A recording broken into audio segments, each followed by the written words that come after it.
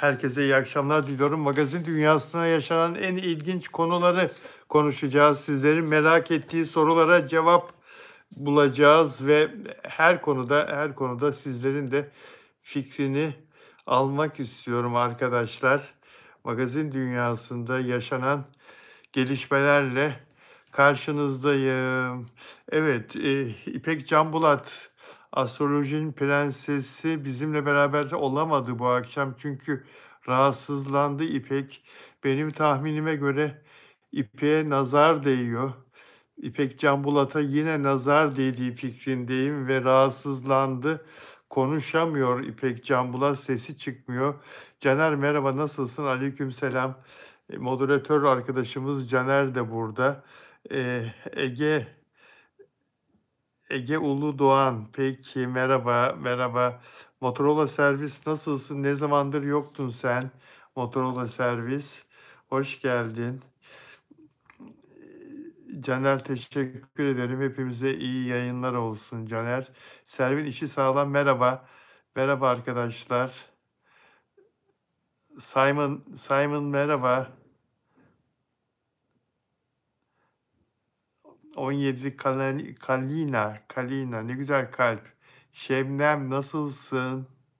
Kıbrıs'tan. Şebnem benim de ikinci vatanım Kıbrıs. Umarım iyisiniz arkadaşlar. Sağ ol Motorola servis, ben de iyiyim. Ümran Keleş nasılsın? Hayırlı akşamlar. Esme burada. Merhaba Bilal abi diyor. İyi haberler duymak istiyorum diyor. Ben de. Bu arada bugün günlerden cuma değil mi arkadaşlar? Bu akşam seyretmem gereken bir dizi var. Ben uzun zamandır Kızılcık Şerbeti'ni seyretmiyorum ve onu seyretmeye yine niyetim yok. Çünkü çok farklı bir yere gitti Kızılcık Şerbeti. Kendi içlerinde zaten bölündüler. Rol yaparken bile bize artık geçmiyor Kızılcık Şerbeti'ndekiler, anlatılanlar. O değil de Taşacak Bu Denizi izlemem lazım mutlaka.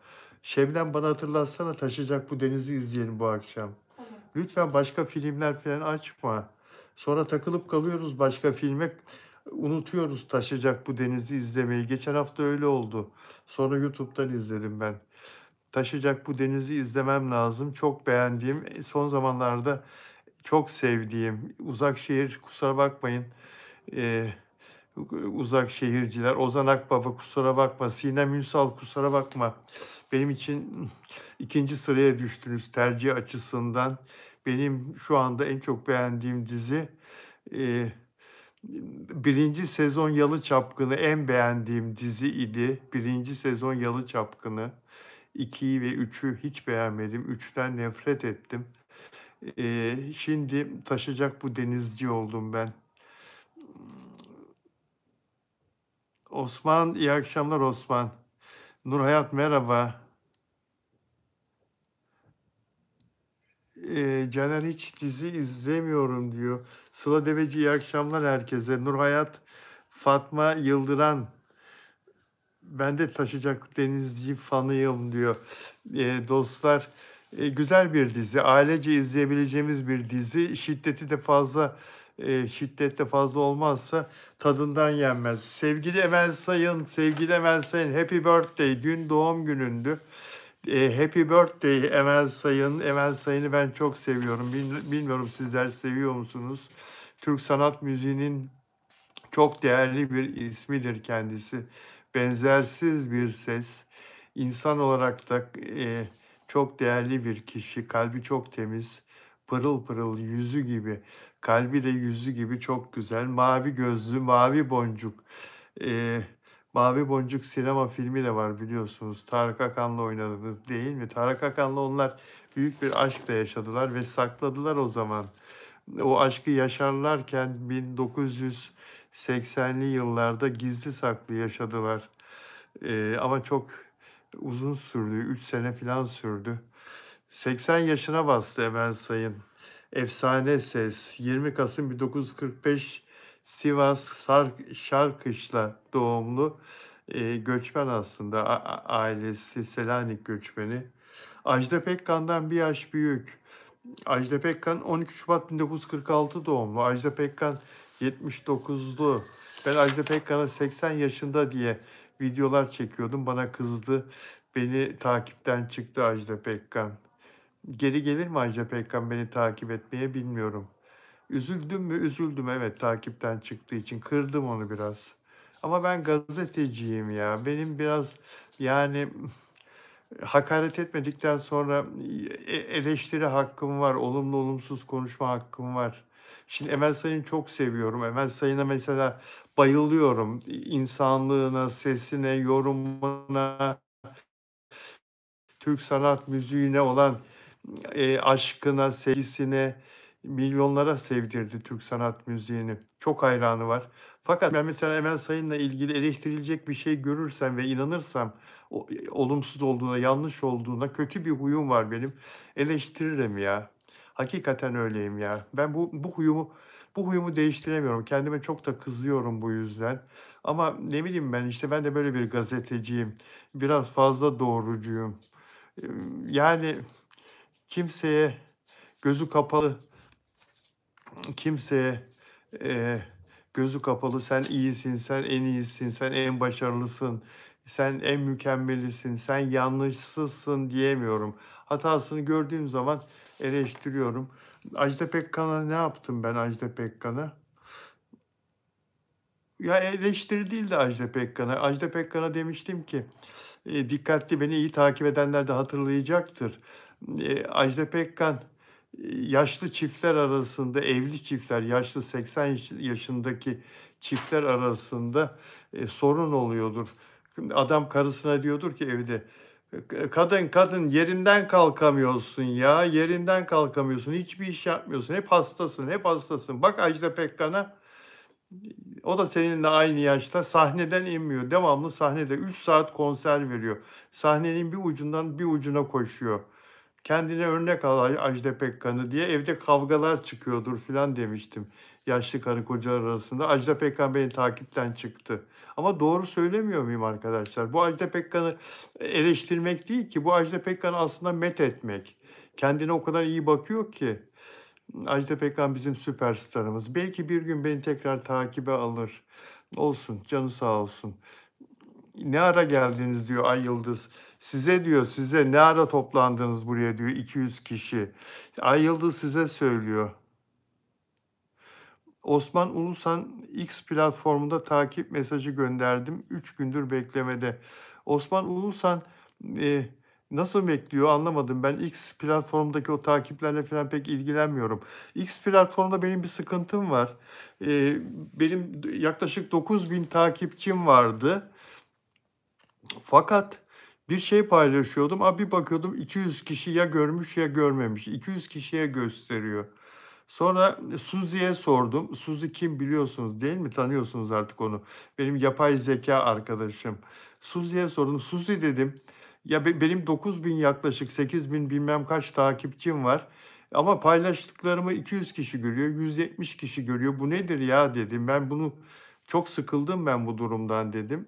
Ondan sonra Suzi dedi ki, Bilal Bey dedi, seni takip edenler arasında çok sayıda bot vardır dedi. Bot hesap ya da dedi kullanılmayan hesaplar vardır çok sayıda dedi. Yani adam seni takibe almış, X Twitter'da hesap açmış ama 10 senedir kullanmıyor. 5 senedir kullanmıyor. Onlar dedi seni düşürür dedi. Algoritmayı olumsuz etkiler dedi. Onlardan kurtul, onları çıkar, sil de. Bir başladım silmeye arkadaşlar. 3.000 kişiden fazla sildim. 4.000 kişi falan sildim biliyor musunuz? Ama her gün değil tabii. Günde 100 kişi falan sil. Bu 1 ay, 1,5 aydır böyle bir devam etti benim bu temizliğim. Şimdi biraz yükseldi sanki ama bu arada hesabım da 4.000 kişiye düştü. Ben Twitter'ı çok sevmiyorum ya. Çok sevmiyorum. Instagram mükemmel. YouTube mükemmel. Yani bilmiyorum, Twitter'dan pek memnun değilim. Evrim Akın konuşacağız. Caner selam verdi. Peki arkadaşlar. Emel Sayın'ın doğum gününü kutladık. Emel Sayın, sevgili Emel Sayın. Tarkan'ı seviyor musunuz? Tarkan'ı seven kaç kişi var? Bir el kaldırın bakayım. Tarkan'ı seven kaç kişi var? Tarkan'ı seviyor musunuz? Tarkan ne kadar başarılı değil mi arkadaşlar? Tarkan'ın o 4 günlük konserin biletleri 1,5 saatte bitince Tarkan yeni konser tarihlerini açıkladı. 4 gün daha konser verecek. Zaten söylemiştim. Bu biletler çabuk bitti. Bir 4 gün daha konser verir diye. Yeni tarihleri de 24 Ocak, 27 Ocak, 30 Ocak, 31 Ocak olarak açıklandı. İlk açıkladığı 4 gün 16, 17, 20 ve 23 Ocak'tı. Şimdi ocağın ikinci yarısında yine 4 gün daha açıklandı. Ve o biletler de pazartesi satışa çıkıyor. Pazartesi hepiniz alacak olanlar, almak isteyenler, konsere gitmek isteyenler bilgisayar ya da cep telefonu başında olun. Pazartesi saat 11'de BiletX'te satışa çıkacak ve yine 1 saat, 1,5 saate tükenecek benden söylemesi. En ucuz bilet 1522 lira, en pahalı bilet 12.600 lira Tarkan konserine. Volkswagen Arena'da, Maslak'ta konserler. Volkswagen Arena 6500 kişi alıyor. Dolayısıyla yine on binlerce insan sıraya girecek bilet alabilmek için sanal ortamda. Bakalım kimlere bilet almak, kimler için mümkün olacak, kimler için kısmet olacak arkadaşlar. Ve daha sonra da Anadolu'da konserler verecek. Henüz onların tarihleri açıklanmadı. Bir yurt dışına çalışıp Türkiye'de hiç anlamıyorum. Arkadaşlar yayını çift tıklayıp beğenelim lütfen. Teşekkür ederim Caner Tuzcu.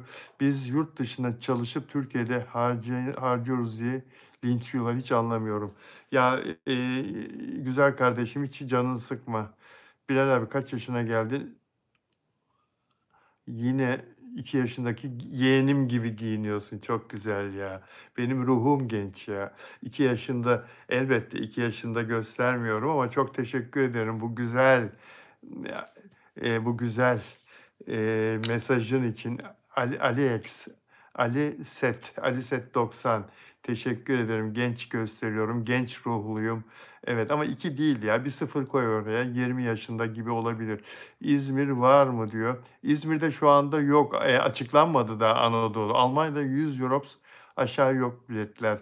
Tarkan için 100 euro normal Almanya'da.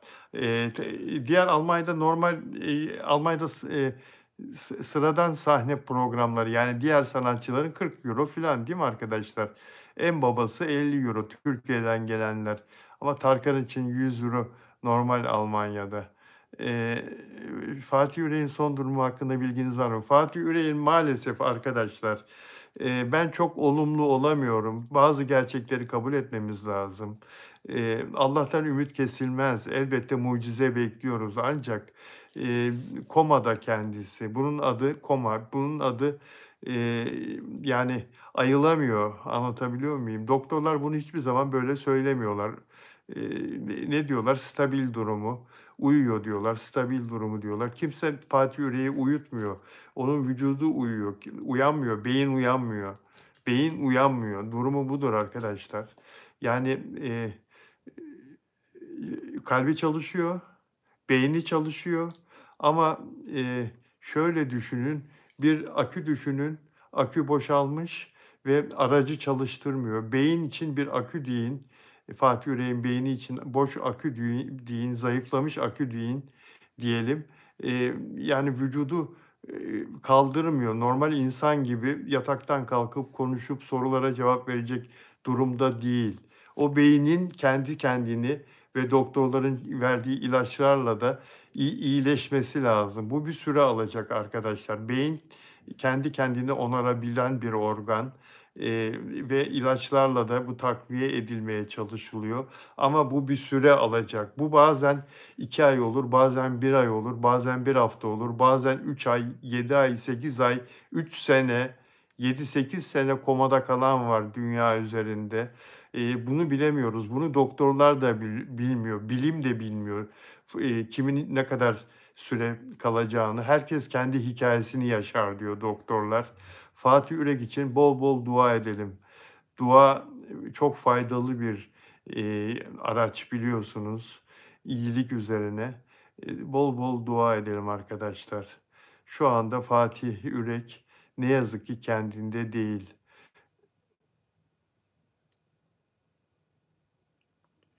Yatak yarası çoğalmış. O açıklamayı görmedim. Yatak yarası çoğalmış dediğin yani yattığı için sürekli ama onu çeviriyorlar. O anlamda mı söylüyorsun? Evet, evet. O anlamda söylüyorsunuz. Yattığı yoğun bakım hastaları yattığı yerlerde yattığı için devamlı. Onları çevirirler. Yani yatakta bir yan çevirirler, bir öbür tarafa çevirirler. Ve oralarına yara olan yerlerine sürekli olarak tedavi uygularlar. Hemşireler bunun için var. Tabii kolay değil arkadaşlar. Kolay değil ve fizik tedaviye ihtiyaç duyacak. İyileşirse inşallah iyileşsin Fatih Yörek. Ayağa kalksın ya da yatağın içindeyken fizik tedavi başlayacak iyileştiği zaman. Yani haftalarca, aylarca yürüyemeyen yoğun bakım hastaları fizik tedavi olmadan ayağa kalkamaz. Ayağa kalktıktan sonra da fizik tedavi, yatağın içinde de uzun süre fizik tedavi. Tekrar o kasların çalışıyor duruma geçmesi için çok zor bir süreç. Fatih Yörek bu mide ameliyatı olduktan sonra da bir yoğun bakım süreci yaşamıştı. Anlatmıştı o zaman bana. Bayağı bir uzundu. O 15 gün kadardı yanlış hatırlamıyorsam. Ölümlerden dönmüştü. Maalesef böyle bir sınavı ikinci kere yaşıyor Fatih Yürek. Allah yardımcısı olsun dostlar. Evet. Bu arada Berna Laçin'in Tarkan'la ilgili bir paylaşımı var. Berna Laçin'i biliyorsunuz. Oyuncu Berna Laçin, tiyatro, dizi, sinema oyuncusu. Madem paran yok, Tarkan konser biletleri nasıl? Madem para yok, Tarkan konser biletleri nasıl bitti? Çünkü insanlar önce duygusal olarak aç. Şimdi burada ben şuna katılmıyorum. Yani 1500 lira konser bileti, 2000 lira, 2500 lira, 3000 lira konser bileti ne ilgi göstermek insanların zengin olduğunu göstermez. Orta halli insanlar da Tarkan'ın konserine gidebilmek için başka şeylerden fedakarlık yapıp Tarkan'a para ayırabilirler. Orta halli ailelerin çocukları da bunu yapabilirler. Yani bir Tarkan konserine her sene gitmezsin. 2-3 senede bir de gitmezsin. 10 senede, 15 senede. Belki hayatında bir kez gidecek bu insanlar. Çoğu. Dolayısıyla insanların Tarkan konserine para ayırması, Tarkan biletine onların varlıklı olduğunu, paralı olduğunu göstermez. Ben buna katılmıyorum. Hatta bazı gitarını satar mesela müzik seven, Tarkan hayranı olan genç yine Tarkan konserine bilet alır filan yani. Eşyasını satar Tarkan konserine gidebilmek için. Böyle insanlar da olduğunu düşünüyorum. İnsanlar diyor ki Berna Laçin, madem para yok Tarkan konser biletleri nasıl bitti? Çünkü insanlar önce duygusal olarak aç. Üstelik geleceğe dair umut olmadıkça bugün için para harcanır. Tarkan sadece bir popstar değil, Türkiye'nin daha refah ve daha mutlu yaşadığı günlerin sembolü. Bakın buna katılıyorum. Bundan önce yazdıklarının hiçbirine katılmıyorum. Ama şuna katılıyorum. Tarkan sadece bir popstar değil, Türkiye'nin daha refah ve daha mutlu yaşadığı günlerin sembolü. Evet, Tarkan'ın ilk çıktığı 90'lı yıllarda Türkiye çok daha refah ve çok daha güvenliydi, çok daha mutluydu insanlar. Bu kadar çok insanlar pis pisine ölmüyordu, öldürülmüyordu. En basiti ya. Sokaklarda insanlar bıçaklanmıyordu, tabancayla öldürülmüyordu. Trafikte falan insanlar dayak yemiyordu, öldürülmüyordu. Ee, Tarkan sadece bir popstar değil, Türkiye'nin daha refah ve daha mutlu yaşadığı günlerin sembolü. O şarkılar yeniden o duyguyu çoğaltıyor. Yeni şarkı var ama insanlar birkaç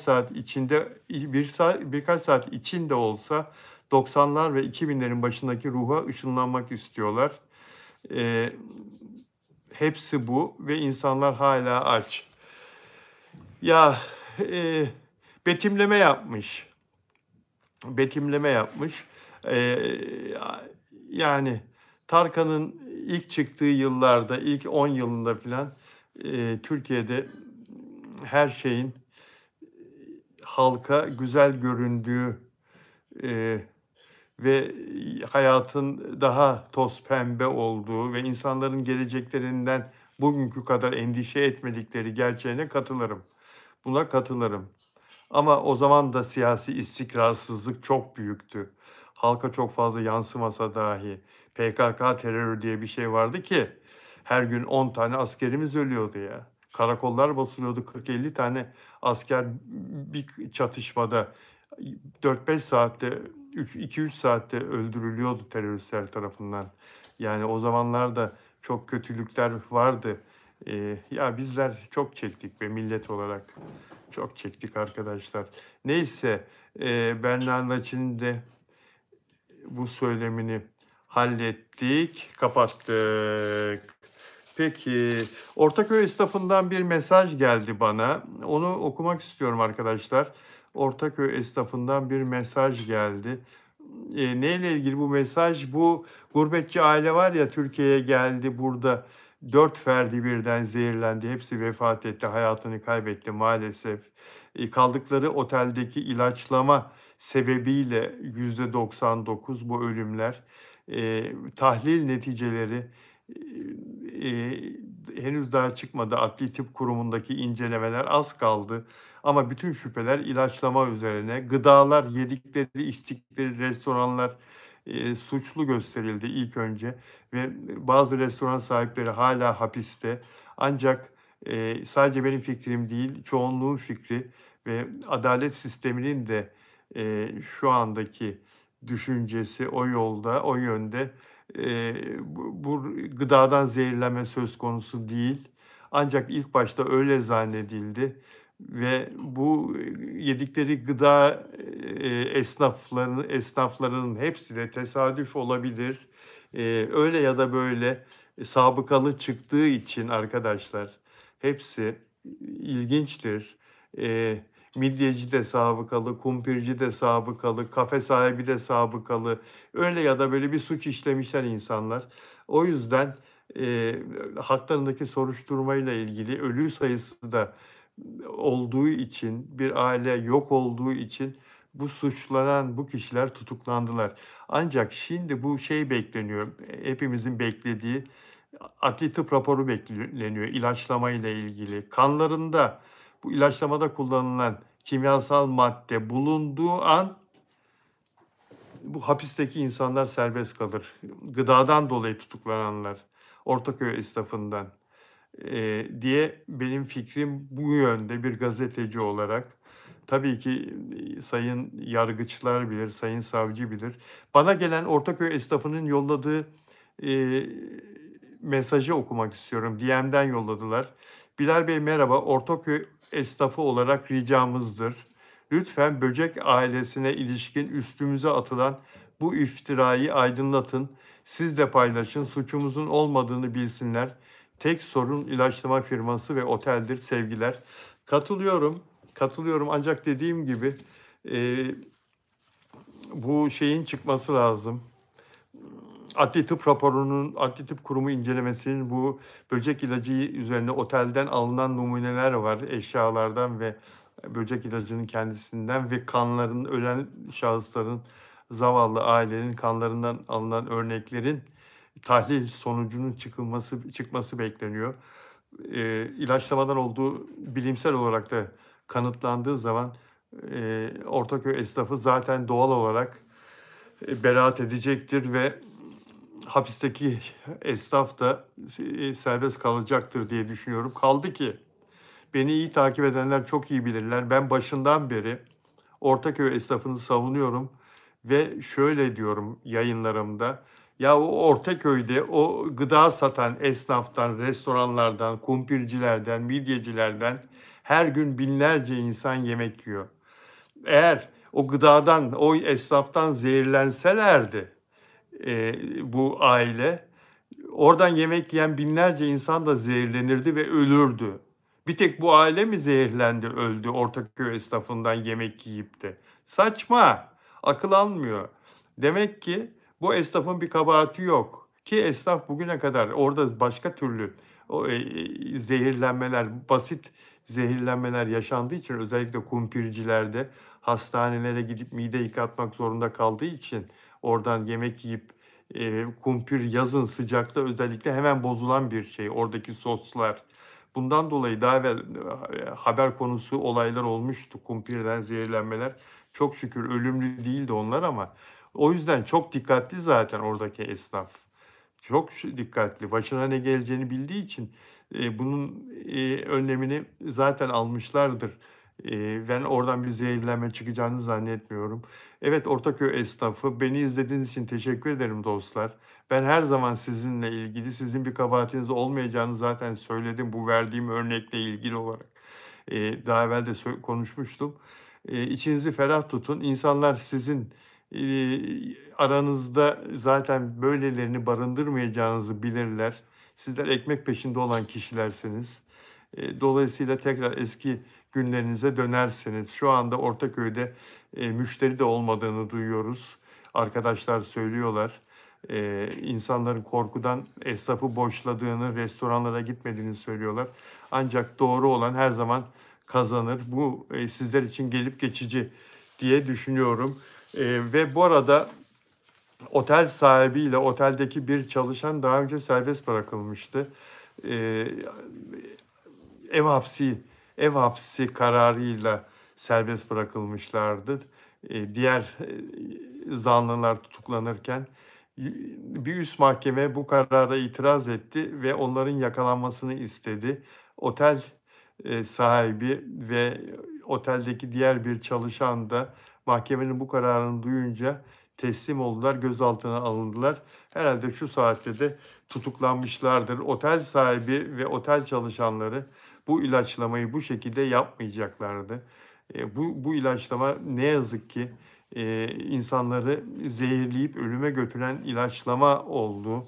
Herkes bu fikirde, adalet sistemi de bu fikirde. Zaten otelde müşteriler varken otel ilaçlanır mı be kardeşim? Otel ilaçlanır mı ya? Sizler ne cahil insanlarsınız ya. Ne bilinçsiz insanlarsınız ya. Çekin şimdi cezanızı. İnsanlar öldü ya. 4 kişi birden aileyi yok oldu. Aileyi yok ettiniz ya. Ve ilaçlama firmasının sahibi ben suçlu değilim diye çalışanlarını hedef gösteriyordu. İlaçlama firmasının sahibi. Zaten birinci zanlı sensin ya. Birinci şüpheli, birinci suçlu sensin ya. O da tutuklandı biliyorsunuz değil mi? Bu arada zavallı ailenin bir de üzerine otelin kapısını kilitlemişler. Dışarıya ambulans geliyor. Ambulans çağırıyorlar bizi hastaneye götürsün diye. Baba ve çocukları, hanımı. Ancak otelden dışarı çıkamıyorlar gece yarısı. Çalışan üzerlerine kilitlemiş oteli, gitmiş dışarıda karnını doyurmaya. Gördünüz mü o videoyu? Baba kucağında yarı baygın kız çocuğu, 3 yaşındaki yavrucu Masal. Baba otelin camını, kapısını kırmaya çalışıyor dışarıya çıkıp ambulansa ailesini bindirebilmek için. Neyse ki o şaşkın çalışan, yemek yemeye çıkan geliyor da kapıyı açıyor da insanlar ambulansa binebiliyorlar. Ya böyle adamlar otel işletiyor ya. Böyle adamlara canımızı emanet ediyoruz ya. Böyle adamlara gece uykudasın ya, o otelde her şey olur ya. Gece uykudasın, canımızı emanet ediyoruz bu cahil insanlara ya. Gece uykudayız ya. Gece otele gidiyorsun ve gece yorgun argın yatıyorsun. Sabaha kadar insanların canı bu şaşkınların, bu cahillerin yapacakları icraatlere emanet. Adam otelde yangın çıkarabilir, gaz kaçağı yapabilir, böcekleme ilacı yapmıştır saçma sapan bir saatte bir yerde. Böcekleme ilacı seni zehirler işte örneği olduğu gibi. Yangın çıkar işte Bolu'da gördük Kartalkaya'da gece uyurken. Herkese otel işletme izni verilmemesi lazım. Herkese hastane çalıştırma izni veriyor musunuz? Yani herkese nasıl insanları seçiyorsanız, insanları ruhsatlandırırken, lisanslandırırken bazı iş kollarında otel işletmecisi olması için insanların en azından bir üniversite diploması olması lazım. İnsanların belli bir eğitimden geçmiş olması lazım ve otelcilik, turizm üzerine özellikle eğitim almış olması lazım. İnsanlar cahil, köyden gelmiş, tarlasını bırakmış, kalmış dedesinden, babasından miras. O parayla diyor ben geleyim diyor Laleli'de bir otel açayım diyor, para kazanayım diyor. Böyle krolar, böyle cahiller, böyle insanlar, vicdansızlar müşterilerini ölüme götürüyorlar.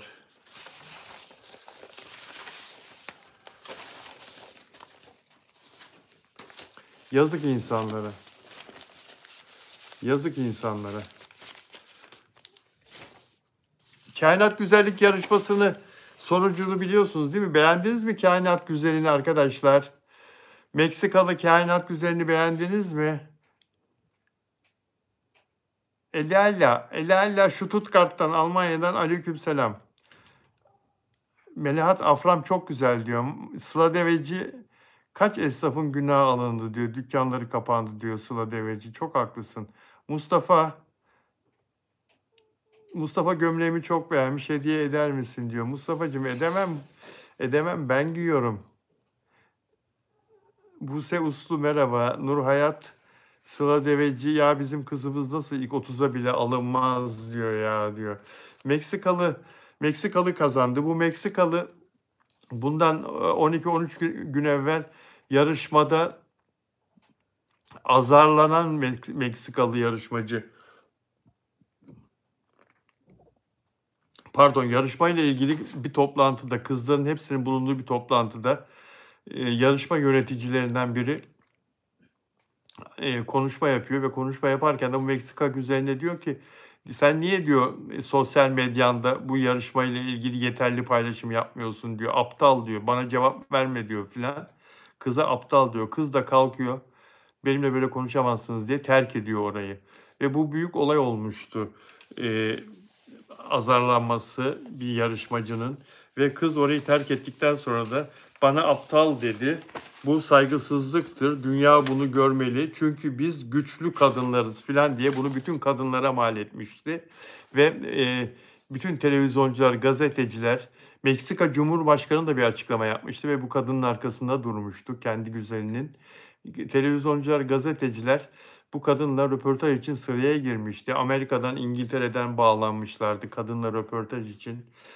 Oradaki yerel muhabirler de Tayland'daki bu kadınla röportajlar, haberler her gün Meksika güzeli, kadınları savunuyor. Kadınların sözcüsü, işte kadınlara hakareti kabul etmedi filan. Bu işi kişiselleştirdi ve bunun çok güzel kaymağını yedi finale kadar. Finalde de oluşturulan bu lobi bu kadını birinci seçti. Kadın çirkin bir kadın arkadaşlar. Ben dobracıyım ya. Yani fena değil filan da diyemem yani. Beni biliyorsunuz diyemem içimde durmaz. Yani saklayamam içinde. Meksika'dan beni izleyenler ne olur kusura bakmayın biliyorum. Meksika'dan takipçilerim var. Sizleri seviyorum. Sizlerle zaman zaman yazışıyoruz da ama bu konu yani başka bir konu. Güzel değil yani çirkin. Meksika güzeli. Kainat güzeli olacak kadar güzel değil ya. 130 tane ülkenin temsilcisi kız var orada. 130 ülke güzeline yazık oldu ya. Haklarına girdi bu kız. Bizim Ceren Aslan'dan bahsetmiyorum bile Türkiye'yi temsil eden. Bu kızdan 10 kat güzel Ceren Aslan. Ama bu olmasın Ceren olsaydı falan demiyorum yanlış anlamayın. Orada bir jüri var. Hiçbir işe yaramayan bir jüri. Zaten kafadan jüri şartlanmış girmiş oylamaya. Yarışmayı şartlanarak izlemiş. Belli zaten. Jüri orada oylama yapmasa bile yarışmayı izlerken hani oyluyor. Ben de çok jüri üyeliği yaptım. Amerika Birleşik Devletleri'nde de yaptım. Cannes'da, Fransa'da da yaptım. Türkiye'de de yaptım. Yani yarışmacıları izlersin, puanlarsın. Çeşitli bölümler vardır. Her bölümde puan verirsin. Bunlar zaten kafadan belirlemişler Meksika'yı birinci yapmayı. Yoksa Meksika'nın ne özelliği var? Kendisine hakaret edildiği o toplantıdan başka Meksika güzelinin yaptığı hiçbir güzel bir çıkış, yani akılda kalacak bir şey yok. Dolayısıyla en çirkin kızı kraliçe seçtiler diye ben bugün bir paylaşım yaptım. O fikrimin arkasındayım. Bu arada Sizi çok ilgilendiren, beni de ilgilendiren. Taşacak bu deniz, Ulaş Tuna Aştepe'yi seviyor musunuz? Ulaş Tuna Aştepe. Taşacak bu deniz, Adil Koçari karakteri. Ulaş Tuna Aştepe ne yapmış biliyor musunuz? Bizim bu yarışmaya katılan, Türkiye'yi temsil eden Ceren Arslan'a Ceren Arslan'ı takibe almış Instagram'da ve Ceren Aslan da onun takiple cevap vermiş. Bu yarışmada derece alamayan Ceren Aslan'a teselli ödülü olur mu acaba ya? Ulaş Tuna Aştepe çok yakışıklı bir çocuk ya. Çok yakışıklı, karizmatik. Beğeniyor musunuz? Oyunculuğunu ben çok beğeniyorum. Çok da son günlerde formunda, kolay değil yani. Taşacak bu deniz dizisi 12 reyting alıyor ve orada başrolde diziyi götüren oyunculardan biri. Sordular bana, Ulaş Tuna Aştepe'nin sevgilisi yok mu ya? Böyle yakışıklı, karizmatik bir adam boş kalır mı filan diye araştırdım. Haziran ayında sevgilisinden ayrılmış. 6 yıllık bir ilişkisi varmış. Haziran ayında bitirmiş o ilişkisini. Dolayısıyla Ceren Arslan, yani sadece arkadaşlık da yapabilirsiniz. Eğer birbirinizi beğenirseniz sizin bu birlikteliğinizden, bu tanışmanızdan bir ilişki de doğabilir. Hangisini tercih edersiniz? Arkadaş mı kalsınlar yoksa aşk mı yaşasınlar? Yazar mısınız lütfen? Edison'u anımsatıyor diyor Caner Tuzcu. Ulaş Tuna Aştepe, evet, salon jönü gibi giyinirse olabilir. Yani bir takım elbise, kravat falan takarsa, saçlarını falan ona göre tararsa olabilir Caner. Eduzun'u da çok iyi tanırım. Benim ağabeyim gibi sevdiğim bir insan. Kendisiyle hem televizyon programı yaptım hem gazete röportajı da yaptım.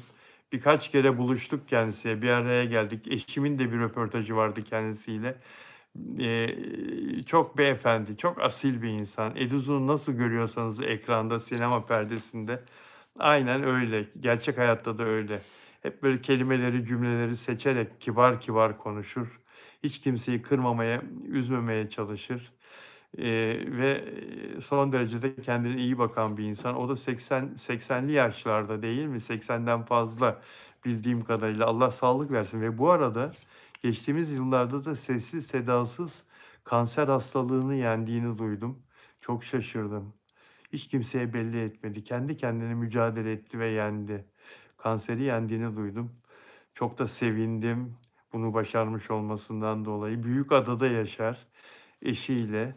Büyükada'da yaşar. Çok güzel, sakin, müthiş bir deniz manzarası olan bir evi var Büyükada'da. Çok sessiz, sakin.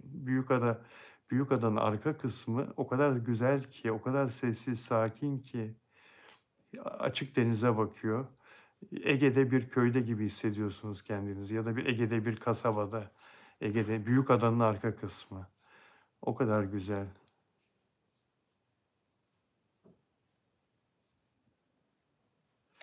Evet, iyi akşamlar diyor Meral. Meral Bildik, nasılsın? Buse Uslu merhaba. Ay Yıldız, Ümran Keleş, Dicle. Evet dostlar, oyuncu Birce Akalay alkollü şekilde araç kullanırken yakalanmış. Polis çevirmesine yakalanmış Birce Akalay. Ne olur alkollü araç kullanmayın arkadaşlar lütfen.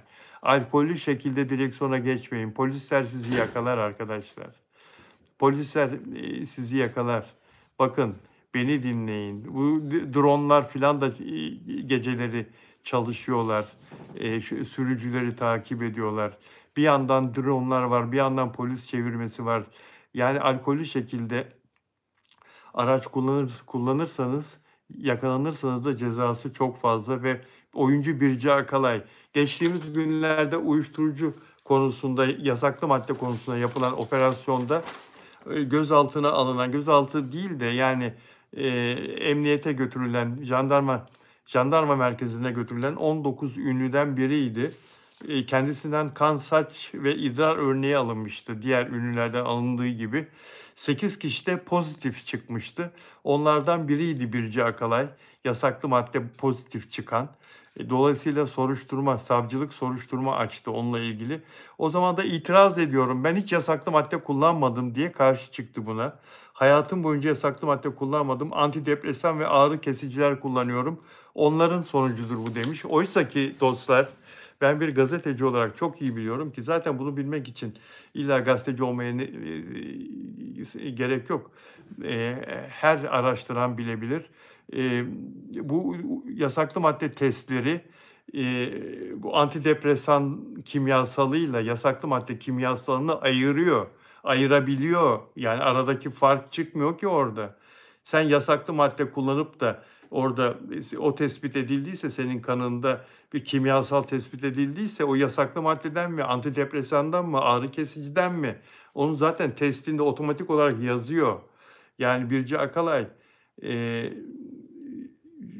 böyle bir durum içindeyken, sen bu kadar sıkıntılı bir durumdayken, daha kendini yasaklı madde konusunda aklayamamışken henüz, dilerim dediğin gibidir, dilerim masumsundur.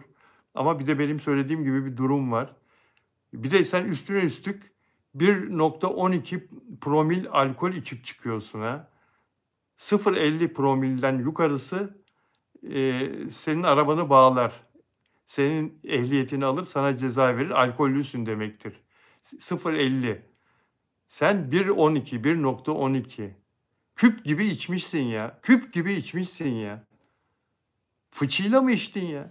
Bir oyuncu, Türkiye'ye mal olmak isteyen, zirvede olmak isteyen, insanlara bir şeyler anlatmak isteyen, topluma yön vermek isteyen bir oyuncu 1,12 promil alkol içer de trafiğe çıkıp da başkalarının hayatını tehlikeye atar mı ya?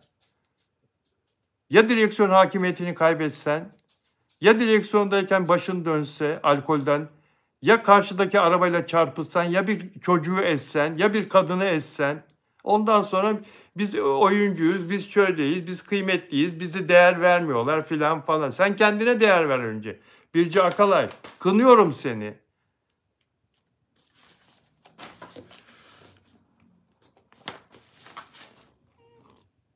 Bez Bebek dizisi, Bez Bebek dizisi, Bez Bebek dizisi. Asena Keskinci güzel yaptı mı sizce?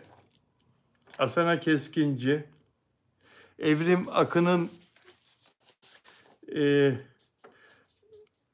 hakkındaki açıklamalarıyla doğru yaptı mı? Ne kadar çok destek geliyor Asena Keskinci'ye. Evrim Akın'la daha önce dizilerde oynamış oyunculardan, yönetmenden ne kadar çok destek geliyor değil mi arkadaşlar?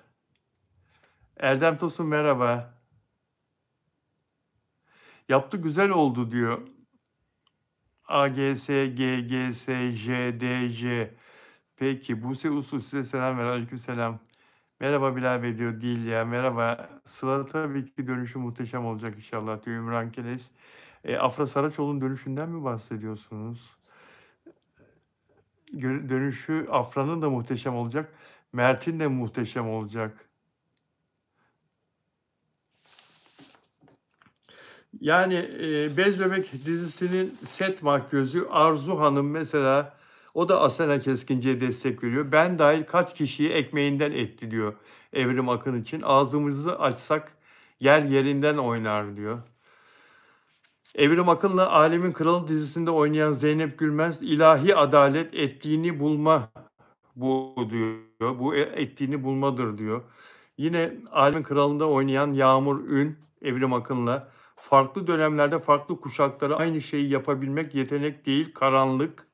Bazı yüzler zamanla değişecek, sadece bazı yüzler zamanla değişmez, sadece maskeleri düşer diye Evrim Akın'ı hedef almış. O da Asena Keskinci Bez Bebek dizisinin Yağmur'u, çocuk oyuncusu Evrim Akın için yıllardır babamla birlikte aynı evde yaşıyor demişti. Annemle babamı ayırdı, annemi kandırdı, babamın telefonunu aldı. Babamla birliktelik kurdu demişti. Avukatı ise, Evrim Akın'ın avukatı ise dün hukuktan filan söz etti. Güya gözdağı verdi müvekkili aleyhindeki açıklamalara. İlişkileri son 3 yıldır var demişti. Sadece son 3 yıldır var ilişkileri demişti. Yani Asena Keskinci'yi yalancı duruma düşürmeye çalışmıştı. Ancak Evrim Akın ve Güray Keskinci'nin, yani bu Asena'nın babasının Twitter'da, bugünkü adıyla X'te 2016'dan 2022'ye dayanan, yıllar öncesine ait olduğu görülen samimi yazışmaları ortaya çıktı arkadaşlar. 2016 yılındaki yazışmaları, samimi yazışmaları X'te. 2022 yılında da var. 2016'da ortaya çıkması, zaten o yazışmaların 2016 yılında yapılmış olması, avukatın söylediği bu son 3 yıldır ilişkileri var sözünü yalanlıyor. Yönetmen Şahin Yiğit, Asena o setin en masum, belki de en saf çocuğuydu. İlahi adalet geç kalır ama kimsenin yanına kalmaz. Rızkımla oynayanlarda başroldesin diyor Evrim Akın'a. Sana hakkımı helal etmiyorum ölene kadar diyor Evrim Akın'a. Evrim Akın aleyhinde birçok konuşan ortaya çıktı arkadaşlar. Evrim Akın'la ilgili insanlar adeta içini döküyorlar.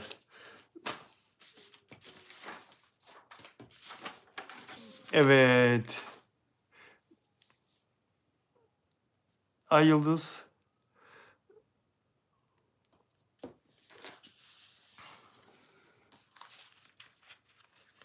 Ve Ferdi Aydın dedi ki Güllü'nün patronu son bir yıl Güllü Beyoğlu'nda onun lokalinde, onun barında sahneye çıkıyordu, çalışıyordu. Güllü'nün mezarı yeniden açılacak dedi. Geçen gece katıldığı bir sohbette Güllü'nün mezarı yeniden açılacak dedi. Ferdi Aydın'ın her söylediği çıkıyor biliyorsunuz. Demek ki savcılık yeni bazı şeyler arayacak. Onun cenazesi üzerinde yeni bazı şeyler, yeni bir inceleme yapmak istiyor herhalde ki mezarı yeniden açılacak. Ve Bircan Dülger, Güllü'nün kızının arkadaşı, verdiği ifadeyle Güllü'nün kızını yakan arkadaşı. Güllü abla bir arabayla uçurumdan aşağı atılacaktı. Kafasında net bir plan vardı Tuğya'nın. Kafasında net bir plan vardı. Güllü abla uçurumdan aşağı atılacaktı diye bir söz söyledi arkadaşlar. Güllü ile ilgili ve Ferdi Aydın, Güllü'nün patronu Tuğya'nın bir gemiyle yurt dışına kaçırılmak istendiği, kaçırılma fikri olduğu, bunu onun evli olan sevgilisinin yapmayı düşündüğü, Tuğya'nın evli sevgilisinin yapmayı düşündüğü, bunun için gemi bakıyorlar onu yurt dışına kaçırmak için. Bu evli sevgilisi Kervan, Irak'ta bir arkadaşı var. O Irak'taki arkadaşı araştırıyor. Onun denizcilik üzerine çok büyük çevresi var. O araştırıyor. Böyle bir gemi bulacak, onu yurt dışına kaçırmak istiyorlar diye bir ifşada bulundu Ferdi Aydın. Ancak Tuğyan'a avukatı demiş ki, Tuğyan'a avukatı sakın demiş kaçmaya falan kalkma. Çünkü merak etme, bu işten bir şey çıkmayacak. Sen zarar görmeyeceksin bu soruşturmadan demiş avukatı. Eğer kaçarsan bu ihale sana kalır. İşte o zaman yanarsın demiş dostlar. Ve avukatı onun kaçmasını istemiyor. Caner diyor ki Show TV'de yıllarca çocuk programı yaptı Evrim Akın. Ben inanmıyorum diyor. Ve Kervan bugün savcılığa ifade vermiş diyor Mary.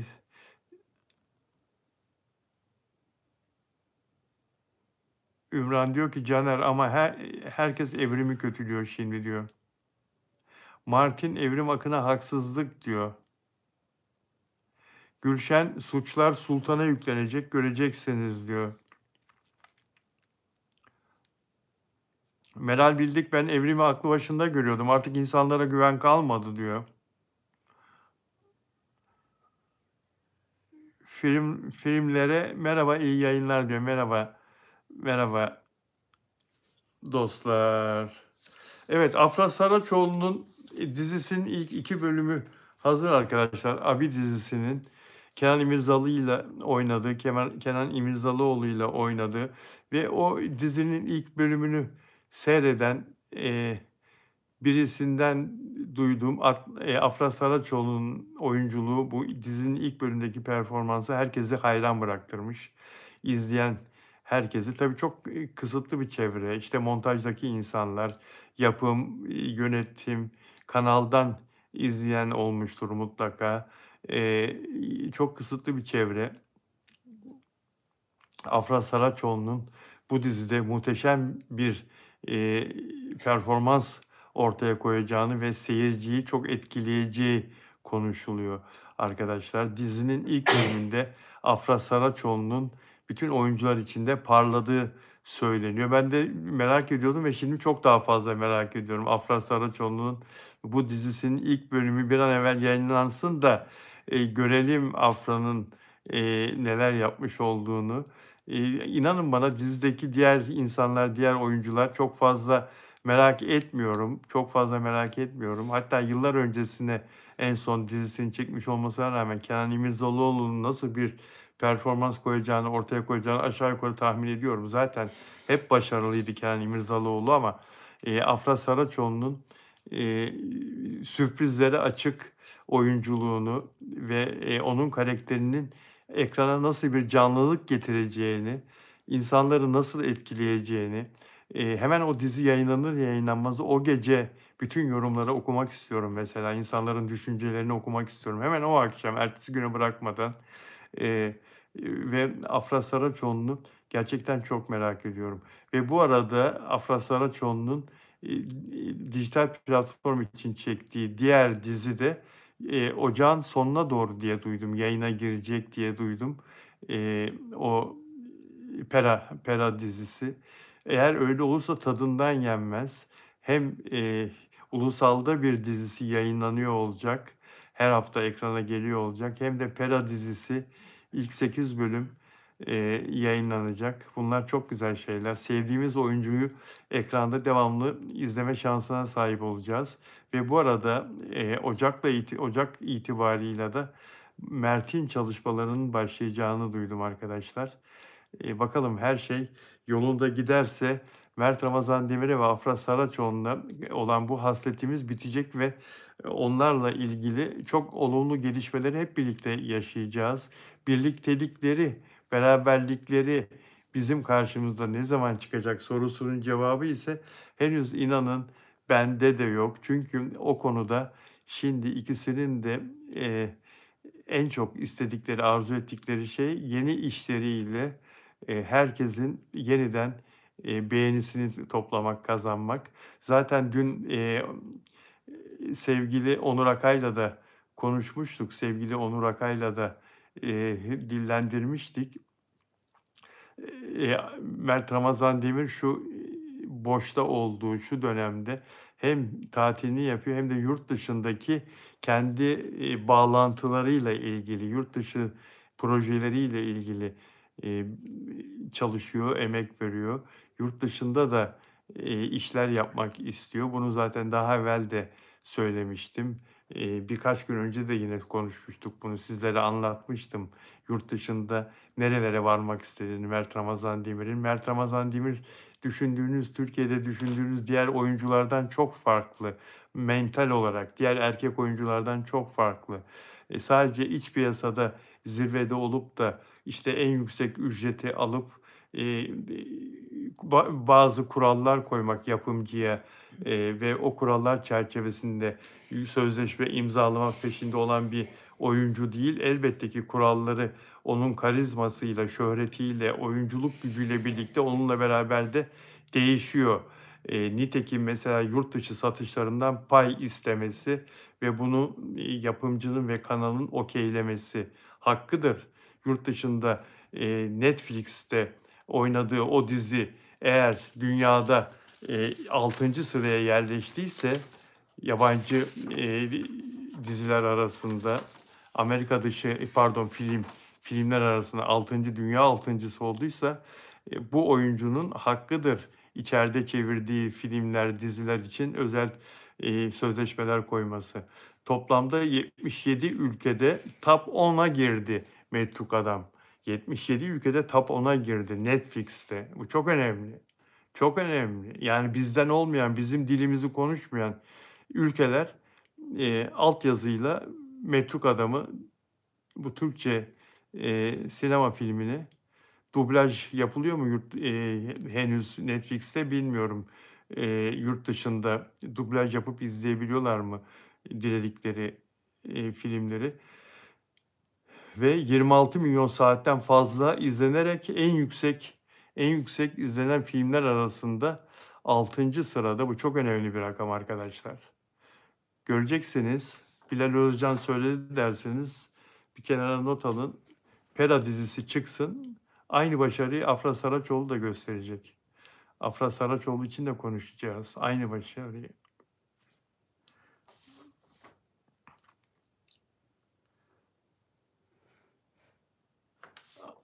Pera dizisi çıksın, yayınlansın dijitalde.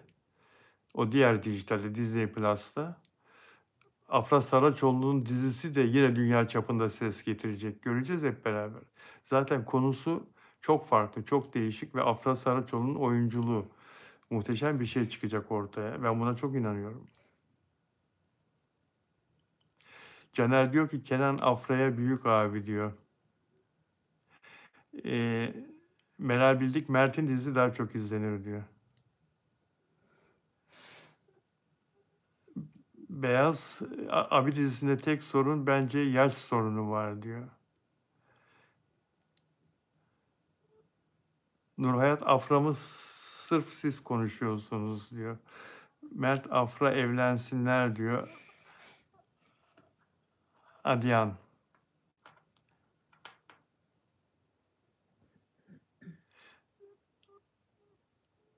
Ölümden diyor hastane stoğak sorumlu olmalı anlamında yazdın değil mi? Maalesef Sağlık Bakanı çıktı dedi ki hastanelerimiz mükemmel falan. Yani hastanelere hiç ciddi bir soruşturma yapılmıyor maalesef. Ben de çok şaşırdım. Ben de çok şaşırdım. Afram'da Mert'le parlayacaktır. Çok parlayacaklar. Magazinde hiç yoklar diyor Nur Hayat. Afram'ı bir tek siz konuşuyorsunuz diyorlar. Çünkü bizim insanlarımız, bizim televizyonlarda program yapanlar ya da YouTube'da program yapanlar magazinci değil ki arkadaşlar. Gazeteci değil ki onlar. Onlar gazeteci değil. Onlar gazeteciliğin ne olduğunu bilmedikleri için, haberin ne olduğunu da bilmedikleri için bu araştırmalara girmezler. Kimlerin nasıl oynadığını, kimlerin gerçek oyuncu olduğunu, kimlerin vücudunu gösterdiğini, kimlerin yaptırdığı estetiklerle güzelleştiğini zannedip seyirciyi işte tavladığını zannedip, seyirciyi kandırdığını zannedip puan peşinde olduğunu, reyting peşinde olduğunu biz görürüz ama gerçek gazeteci olmayanlar, gerçek bu işe emeğini vermeyenler göremezler. 48 sene oldu ya. 48. Dün Onur Akay'la tekrar hesapladık arkadaşlar benim mesleğime ne zaman başladığımı. 77 senesinde başlamıştım ben ve 48 sene oldu. 49 diyordum ben ama hep bir sene ileriye gidiyormuşum. 48 sene olduğuna kanaat getirdik. Doğrusu da o değil mi? 1977 yılı Ekim ayında başlamıştım gazeteciliğe. Dolayısıyla 48 sene oldu. Bunu da düzelteyim arkadaşlar. İşte 2 sene kaldı 50'ye. Allah herkese sağlık versin. Peki dostlar sizleri çok seviyorum. Yine bir saati doldurduk ama şöyle bir tekrar bakayım arkadaşlar mesajlarınıza. Erdem Tosun, Gülay Yıldız 2354. Ben de diliyorum, ben de başarıların devamını diliyorum. Mert ve Afra'nın. Sevda Gün, yaş mevzusunu artık kapatın, artık çok geç diyor. Tunza Kernova, İkimiz de aynı başlamışız diyor Tunza Kernova. Leyla Sırtap size selam verdi. Adyan Oseo Mert'in babası Afram'ı çok seviyor. Hola, hola diyor Yana. Hola Sör Bilal'le Arjantina. Hola, hola Yana. Ferraro. Hola Yana Ferraro. Peki. Caner, arkadaşlar Mert'in menajeri açıklama yapacak. Caner. Peki dostlar, kendinize iyi bakın. Yarın ne günlerden? Cumartesi. Yarın Allah'tan bir mani olmazsa sevgili Onur Akay'la konuğunuz olacağız. Beraberiz. Sizlerle birlikte olacağız. Kendinize iyi bakın. Görüşmek üzere.